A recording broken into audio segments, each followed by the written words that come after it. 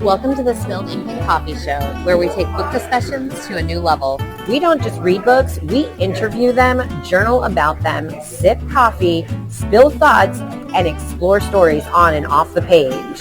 Grab a cup and get cozy, because every book deserves a great conversation. TBRs, arcs, and goals. We're feeling fancy in Australia, and what does the book Mistress of Roam smell like? Let's find out. Now, I'm skipping over to why we're splitting pages, because we're going too soon, or you didn't have a lot to say about. Two very short stories that were about an hour and a half on audio. You can tell they were short stories that weren't worth a lot. There's like a group of it's either 6 or 8 short stories, and these were the 2 that were free. So I love Freida McFadden, so I grabbed it, and then this was the second one, So what Rachel has done in her journal is for short stories, which makes sense, is she split the one page in half because we're not going to write a ton about it, with 74 and 83 pages. Yeah. Death Row, Freida McFadden, an audio thriller, an Amazon original, and a 2-star. Now, Freida has given us not so great ratings lately for you. There's another Freida that we reviewed, and she didn't have a whole lot of stars either. Normally, probably 3 or 4. Right, but normally, like months and months and months ago, she was 4s and 5s. Is this part of your reserving, or was it really like? No, I said in there. So I enjoyed the story. I really did. I was liking it. I listened all the way straight through it. Like, I listened to this in one sitting. And then I got to the epilogue, and I was like, WTF? Oh, yeah, you say that. Like, you just ruined the whole book. And that you were disappointed by one of McFadden's books. Was it her? Was it the editor? We're never No. know. It's the story. It's the story. It's it really is. The story was great until the epilogue. French follows us everywhere. It was like a punch in the stomach. Every single time he goes to work, he comes back stinking of de slut. Like a smelly slut, guys. That's what it says in French. If I ever did cheat on you, you'd probably kill me. That is the truth, people. It's entirely possible that being on death row is worse than death. Yes, that's the reason why they do that. I think for sure it's the whole mental torture of death row. So give me a quick summary. Without giving story away, she's on death row for killing her husband. She maintains that she's innocent. She thinks she sees her husband at the prison, and you get the backstory as far as why she's convicted of killing her husband. I'm not going through the rigmarole of all these things because you've already said a short. lot. It's so short. But what didn't make sense? Anything? It all made sense. It was the ending. It was a great, it would have been a 4-star if it weren't for the epilogue. So guys, you're going to have to just take the time to go listen to it to find out why. It's just the epilogue. Like, literally up until happened. the last just 5 minutes ruined the entire book. So are you going to recommend it? No, just don't bother. Find something else that's a better hour and a half listen. It's not this. Great, we're moving to the next one. She's very adamant. I wish you all could see her face right now because I'm just disappointed. She is disappointed. Her eyebrows are doing that, where they slant in thing of disappointment. Like, I'm so disappointed in you. Go to your room. Yeah. That's how it's made you feel. Yeah. It's okay. She redeemed herself a little bit. Okay. The book after this is also Freida McFadden. Well, we're going to another short story, Sally Hepworth, The Ex-Wives Club. So audio, thriller, 83 pages, a 3-star. So we're in a meh situation. Yeah. It's a cute thriller, nothing shocking, but a fun who killed the bad guy stories for a short story. There's some good character development, enough background for information to really just like Ian, who's the bad guy. Needless to say, if you're looking to find fault in someone, you tend to find it. That's a very true statement. The catharsis of a shower. You want another coffee? Yes. Okay. No, actually, could I have an iced latte? Yes, you can. Ooh. Could I have vanilla in it? Yes. All right. Whoa. Merci. Who are you? The catharsis of a shower cry could not be overstated for a woman in her 30s. Yes, thank you, Alanis. Alanis Morissette sang all about it in The Hidden Song, a cappella. Go listen to the song. Why only 3 stars, friend? It was like I need my thrillers to have some Even in the real twists or like a real. And like, guys, you can do it in a short story, even though Rachel hasn't read The Scampering yet or The Elderly Lady's Up to No Good.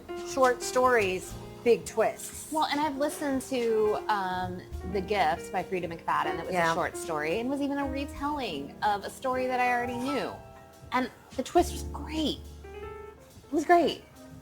And this just didn't have a twist. Have you ever read anything by this author before? No, she's Australian. So it takes place in Australia. So I was able to cross Australia off my map. Wow, that's amazing. I might listen to it just so I can do that. Yeah, Australian accent. For however, hour and a half you said? Hour and a half, yeah. I think and hour she's 45. got that Aussie accent. Does it make the story any better with the accent? I mean, I don't know, you feel fancy and feel like, like I'm listening to something that takes place in Australia. Will you recommend this book to someone? If you're, driving to Orlando and need to cross Australia off your map? And, want to listen to something from point A to point B, and it was free.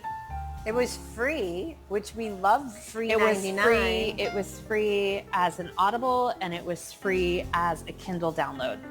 Guys, and it still did better than Freida's in your rating. So you might as well. Because it didn't have the epilogue that ruined it for me.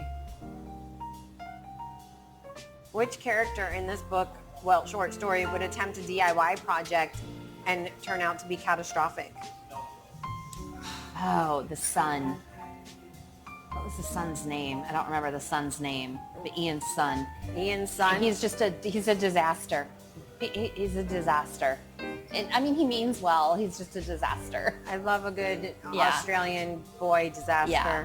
Wow. Yeah. Guys, it sounds cute and adorable. I think you should do it just for the Australian moment.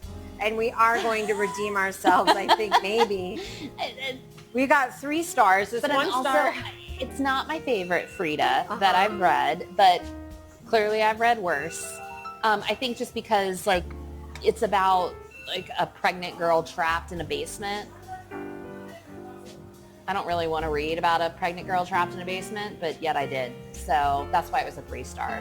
The Crash by Freida McFadden. How many books has this woman written? Oh, 50 some. And she's a doctor, so go figure. Okay, I remember now. You're telling me all about she's this a neurosurgeon. author. Yeah. So she's got a lot of brain thinking. Yeah, and she has a new one out too, The Tenant, that one of my friends read and liked it. So I'll probably grab that one. She's starting to sound like the female version of Dean Koontz. Yeah, that's what I'm starting to worry a little bit about, because after a while you slide off stuff the cracker. I was really, yay, this is exciting. Wow, I'm happy for you. I'm happy for me too. Thank you. That's what I'm worried about too. That it's getting predictable. It's getting okay, I've read this. So what I'm noticing is the publishing companies are different too. When she originally, that one was Amazon. I think normally she publishes under Poison Pen. This one's Poison Pen. Yeah, she normally. So she was. They don't stay down. Wasabi. She self-published to begin with, and then Poison Pen picked her up. So, all right, a broken zipper would be fairly consistent with the state of my life these days. I can relate to that. Right, so we all can at some point. Why did you pick this book up? Because it was Freida McFadden. Usually she's your palate cleanser. And she's my palate cleanser. And I didn't necessarily need a palate cleanser. So why did you pick it up? Because I put it on my TBR at the beginning of the month. Oh. It's been sitting in my Kindle for since January. And I put it on my TBR. So it was... I still never going to do a TBR list because I just have a stack of books, is what I'm calling it. Well, and it ends up let me see. Yeah, do it. So Passing London Seance Society. I'm reading that right now. Babylonia. I probably won't get to that. Project Hammer finished. I read, Everything is probably fine. The Crash I and read Fitting that. Indians. So I've read both of the bottom two. Okay, cool. So it, you know, if it happens, it happens. If it doesn't, it doesn't. But I at least set a goal and I try to spread That's it good. like a physical hardback, a physical paperback, an arc from NetGalley, an arc from Edelweiss, something off of my Kindle, and something from the library. That's how I make the TBR list, and then go from there.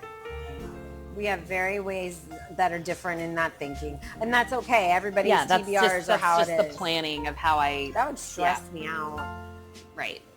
Does it stress you out? No. Because then if I don't finish it, it just goes on my TBR book in there, and I get to it when I get to it. It's a good way of thinking. Yeah. But because you're a planner and language arts person, I think that works in your world 1,000,000%. I like it. Did this book even hook you right away? Or did it did. Yeah, it did. It's a 3 stars. fast read, easy read. I read it in 3 days. It was like 300 and something pages, so I basically read 100 pages a day. You know, classic. Well, you say in your review that she's always allowing the villain to get away with her crime as long as there's some kind of good in the person. So I've noticed in her books a pattern that there's usually more than one bad person. So this is her formula. Yes, and a bad person, one of the bad persons who's maybe not quite as bad, somehow gets away with it or gets away with something, is what I've discovered. Do you have a favorite character in this one? Is it Polly? Or is it the person yelling, you need to tell Polly the next time she comes down here, she's going to get stabbed in the eye? No, that's the main character. It's the husband. I liked the husband. I felt bad for him. It's possible I'm being unfair to people with beards. I always feel like they're hiding something. Well, they are. That's not a lie. Polly, she stabbed you with a fork today. She's not giving you her baby. What? Somebody's stealing her baby? Somebody wants Polly's baby? Yeah. So this is, all right, guys, the summary is there's a pregnant lady in the basement. She's it? a pregnant lady. She's 8+ months pregnant. Oh boy. She jumps. There's a whole bunch of other stuff, but the gist of it, she gets in the car to drive to see her brother. Giant snowstorm. She crashes her car. A husband comes and pulls her out of the car, rescues her, takes her to the house. The wife, who of course they've been trying to have a child for 9 years, puts her in the basement to help because she's broken her leg, so she can't walk. But then because of the snowstorm, the power's out, the lines are down, the roads are closed, so she can't get to a hospital, and they can't get her to a hospital. So they put her in the basement to help her, but then the crazy wife starts thinking, she doesn't want the baby. We can keep the baby. We'll take the baby. She'll give us the baby. She doesn't want the baby. She's not married. We want the baby. We'll be better. So that's... Wow. Yeah. Psycho. Yeah. So that, yeah. So... It's a psycho thriller. Yeah. Okay. That only got 3 stars. But why? What did you find frustrating about it? Other than the predictability. Well, I figured out pretty soon on, like, who the bad guy was. I didn't like the how do I say this?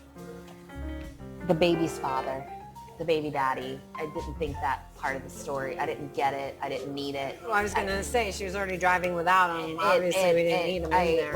It was, I get, it just wasn't my favorite. So, Freida, she loves you. You're her palate cleanser. The last couple books were... Slow down. Were slow down. That's what I need you to do. Freida, slow down. Because you want to be able to have all the feels and detective her books. That's Right. your favorite thing to do. Like, I feel like you're just, pumping stuff out.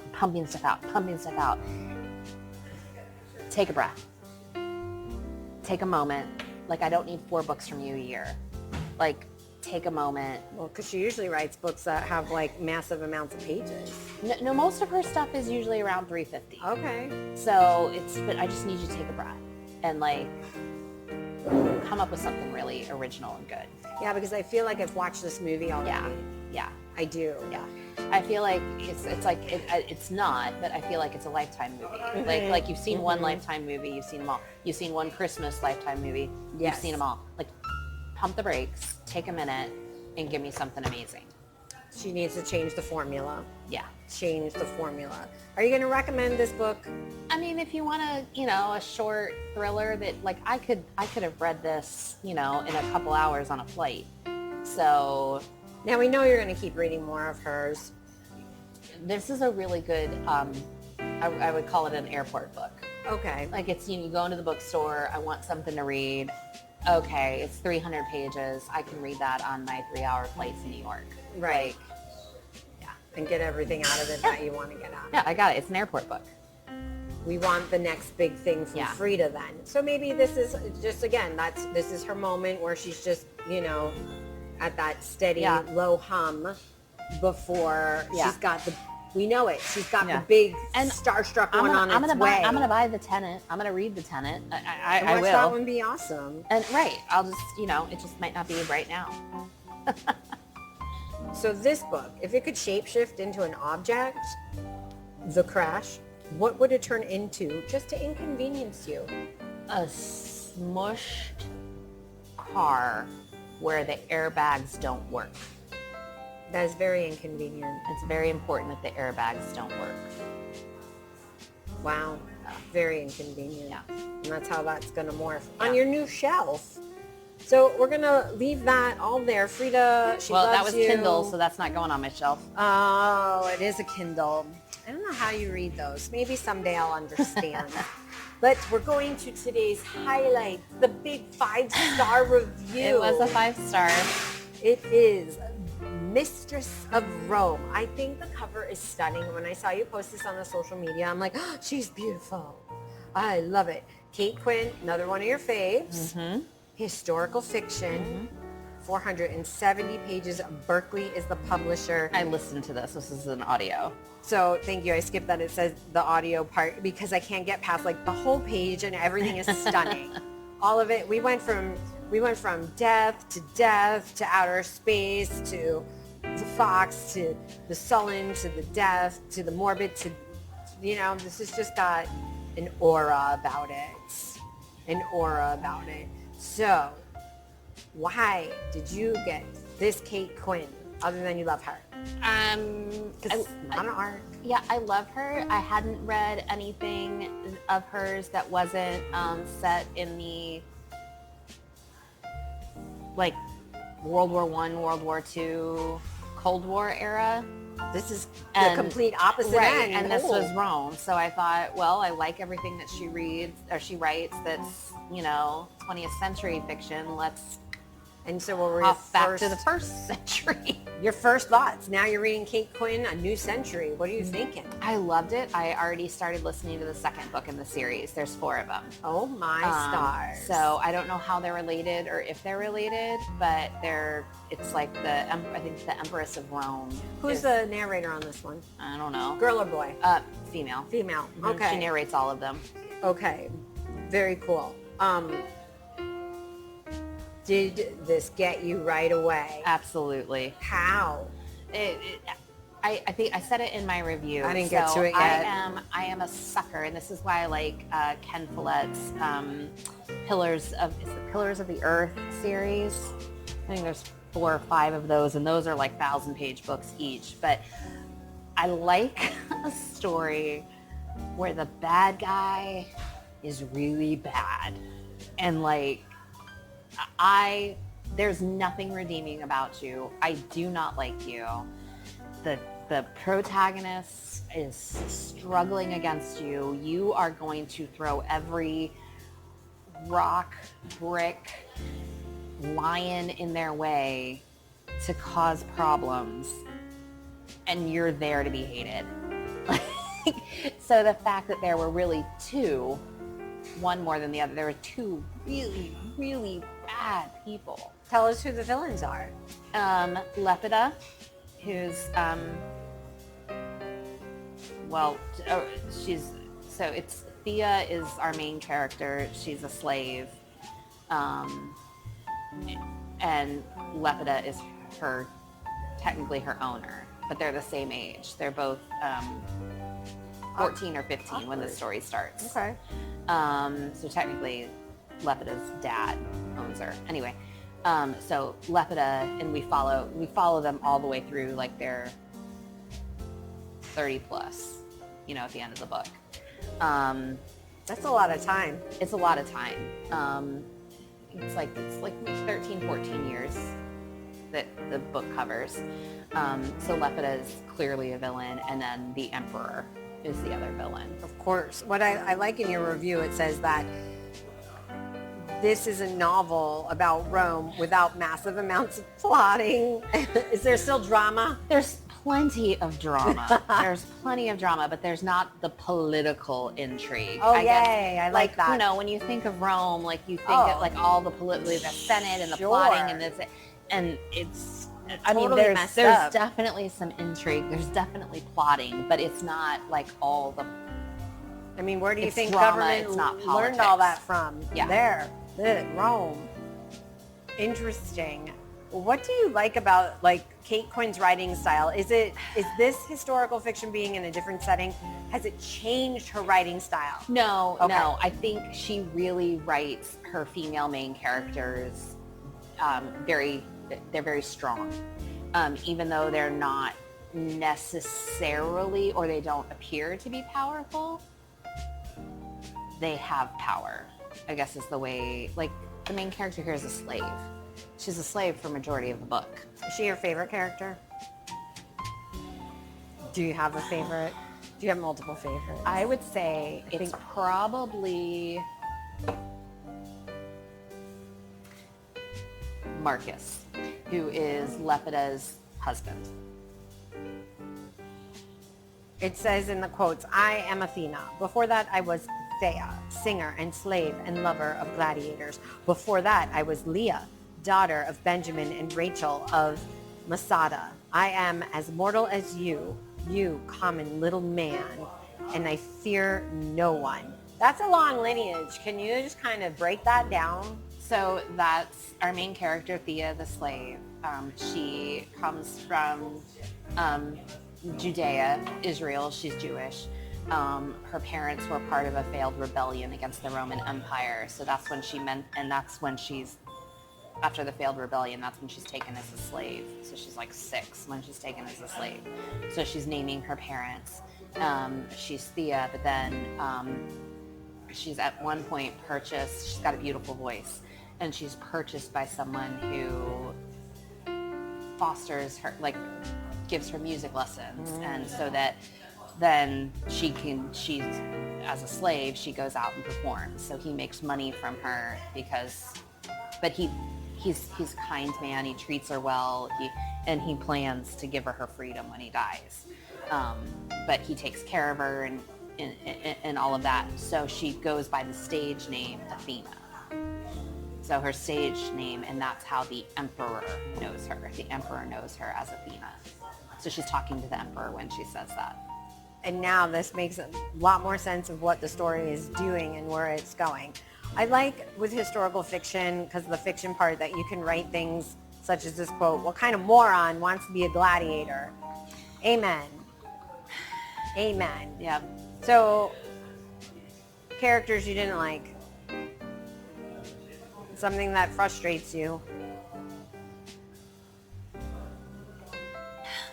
I think, and this might have been a plot hole too, I don't know how you classify it. I was frustrated because when she first met the emperor, it almost seemed like,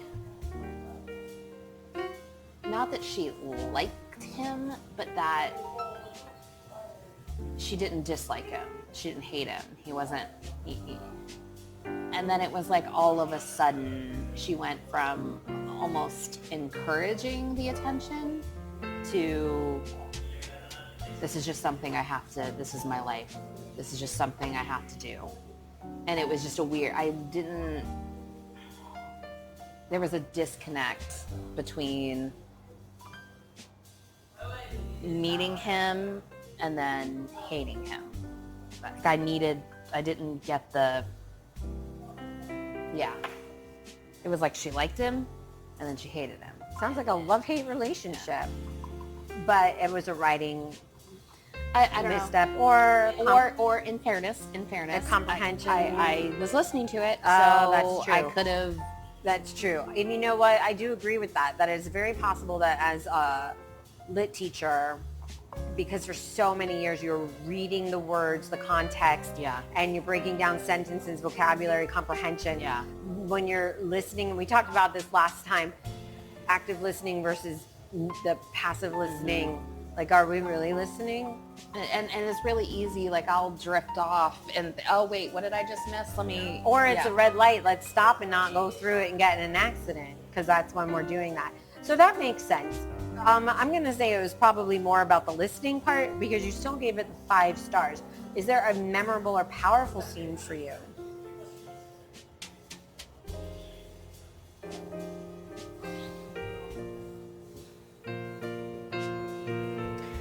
I think that quote at the end when she tells, because that happens at the end when she tells the emperor, I am afraid of nothing. I will never fear you.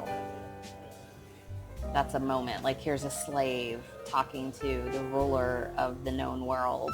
And this is the end. Saying, you're a common man. I will never fear you. What an amazing lead into book number 2. But I don't know how I don't know if they're related. Well, we'll find out. Other than because I'm only like 20 minutes into it. Other than they both take place in Rome. Right now, I can't. But that's a great, powerful statement. Yeah. People who are listening, is a powerful statement. Don't believe in fear. I like this other quote. Who listens to the truth when lies are more interesting? Social media agrees. Social media agrees with all of that. So what is the main theme about this book? Is it her journey? Is that like, what's the main idea? What are we supposed to learn? A lot of things, apparently. All the crap that life throws at you, just keep fighting. Just keep fighting. Because I feel that's what she does. She just keeps fighting. Would you have done anything differently? I really liked this book. I can tell. I mean, when you really like a book, the page is extra pretty. It's nothing deep. It's not like, but it was just a good story. I liked the characters a lot, and yeah. So compare this one to her other ones. Now that we already know that we're in different time periods, compare it. She writes her women the same way. Her women, this is the first time out of all of the other stories that I've read where I think that I remember her really writing a truly evil woman. I don't think I think I've read 4 or 5 of her other books. I don't remember, like, there's been, like catty or, treacherous, but not like truly. All her bad characters have all been men. And the fact that this one was a evil female. Yeah. That's the difference. Interesting. Yeah, Give us some Kate Quinn background real quick about the author. Wow. I just know she's written a lot. And you love her so much. Yeah, I think this one was written like in 2015. So it's not even recent. No, it's not recent. All four we're doing series that. are out. All 4 books are out. I like that we are both reading things that have not come out from the yesteryear. Yeah. Right now. I really think that's a great thing. Are you going to recommend this? I would. Yeah, and you don't have to really like historical fiction. I mean, you have to at least have a passing interest in Rome, but it's just a good story. This one sounds like a good story. It's just a good story. It sounds like it, right. It's like you said, it disconnects all of that political BS that we're used to in that. Sounds refreshing, like a refreshing point of view of Rome. Would I be correct? I mean, Rome is still painted as, corrupt and corrupt. But it sounds, because it's very female forward. Yes. And most of the stuff that we get out of Rome I think is I not. said You that do. in Yes. in my review that I think it's, you know, even though you're talking, your main character is a slave, and the other main character is a gladiator who's essentially a slave. Like, Who's going to enjoy this book? I think anyone. It's just a good story. So we're going Probably to... more female than male, but you know. Right, but I think that that's okay. Yeah. Because so much of Rome is male forward and women always tossed aside. There's only one or two, powerful women that stand out other than the gods and goddesses. Right. And even then they get shafted. Yeah. So yeah. Gosh, dang it. If this book, 5 stars, beautiful page, had a smell, what would it smell like? Whatever the games smelled like, probably like blood and dirt. Not what I expected from you in this one. Blood and dirt. Mistress of Roam, blood and dirt.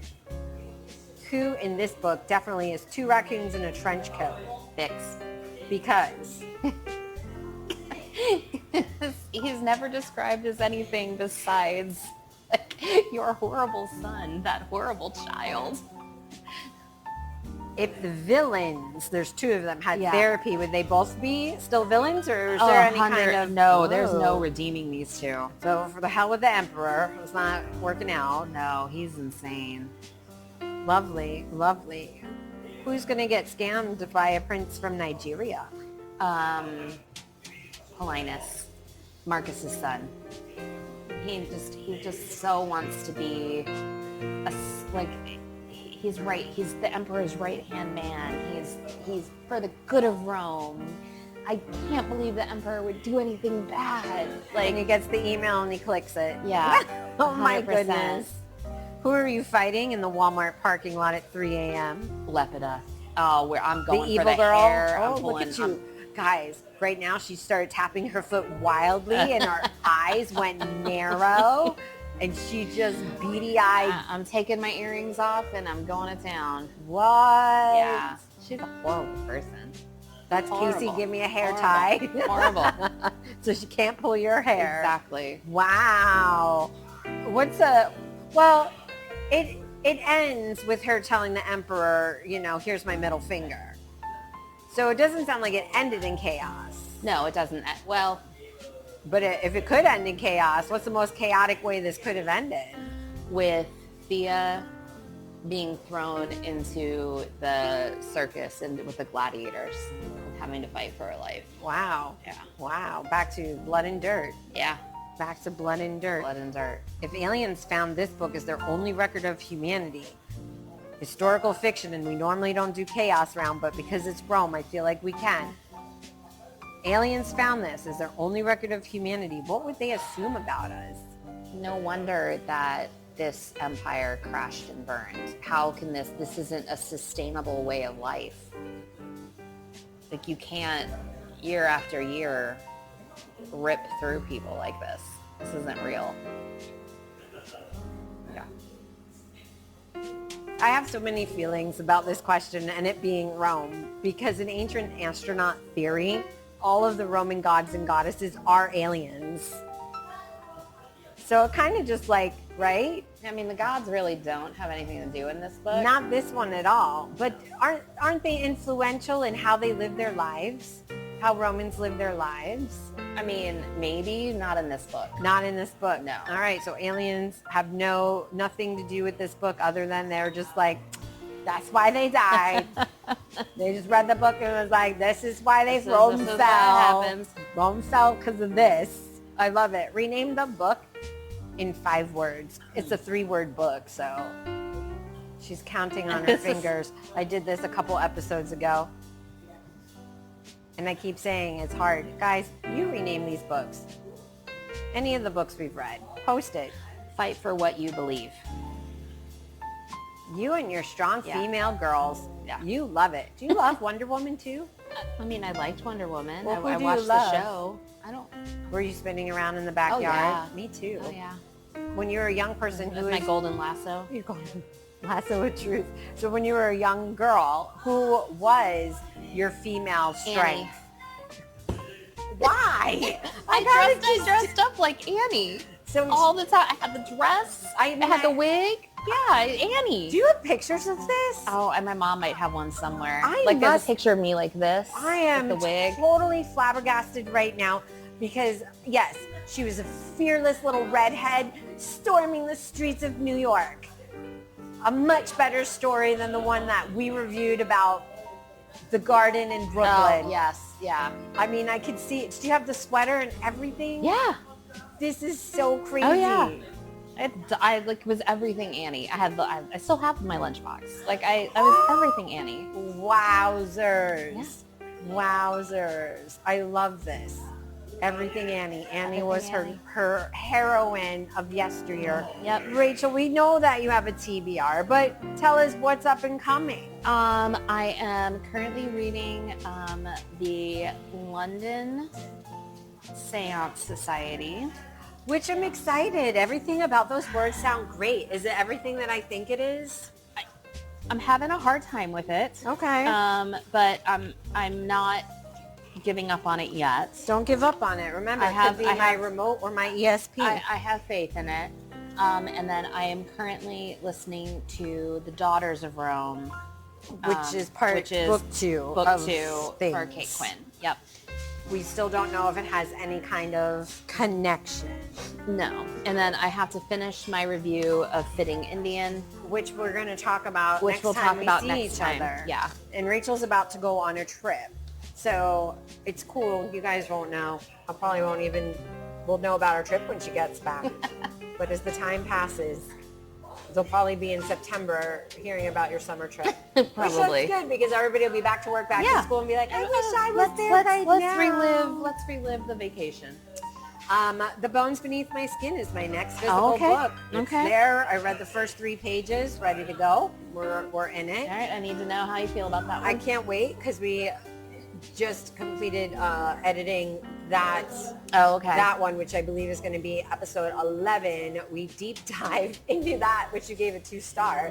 Yeah. We do a deep dive into a 2-star, which I'm excited about. So yes, can't wait.